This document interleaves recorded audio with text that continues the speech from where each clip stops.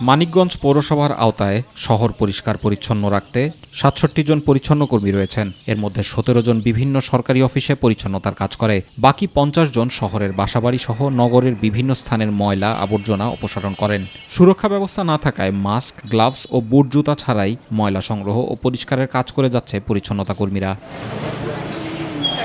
এসব ময়লা আবর্জনার মধ্যে রয়েছে মারাত্মক সব রোগের জীবাণু, যা মানব স্বাস্থ্যের জন্য অতীব ঝুঁকিপূর্ণ। জীবনের ঝুঁকি নিয়ে খোলামেলা অবস্থায় পরিষ্কার করে চলেছেন পরিচ্ছন্নতা কর্মীরা। সুরক্ষা ছাড়া এসব বর্জ্য অপসারণ করায় যক্ষ্মা, চর্মরোগ সহ ডিপথেরিয়া, হেপাটাইটিসের মতো কঠিন রোগাক্রান্ত হওয়ার ঝুঁকি রয়েছে। ময়লা আবর্জনা হাতে কাজ করতে হয়, গ্লাস ছাড়া, মাস্ক ছাড়া। শহর তো আমরা পরিষ্কার পরিচ্ছন্নতা লাগে, কিন্তু আমরা খোঁজখবর তো আর কেউ রাখে না। আমরা একা কাজ করার জন্য আমরা হাতের গ্লাস দরকার। পরিচ্ছন্ন কর্মীদের স্বাস্থ্য সুরক্ষা নিশ্চিতের দাবি জানিয়েছেন সচেতন নাগরিকরা।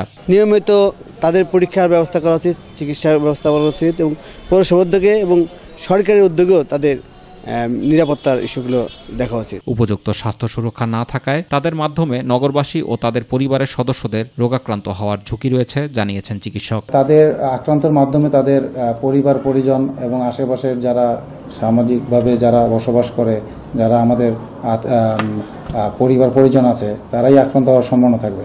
স্বাস্থ্য সুরক্ষার বিষয়ে পরিচ্ছন্নতা কর্মীদের আরও সতর্ক হওয়া উচিত বলে মনে করেন পৌর কর্তৃপক্ষ। পরিচ্ছন্নতা কর্মী যারা আছে তাদেরকে স্বাস্থ্য সুরক্ষাটা আসলে এটা আমাদের একটা মেজর ম্যান্ডেট বলা যায়। তাদের সচেতনতা ইম্পর্টেন্ট।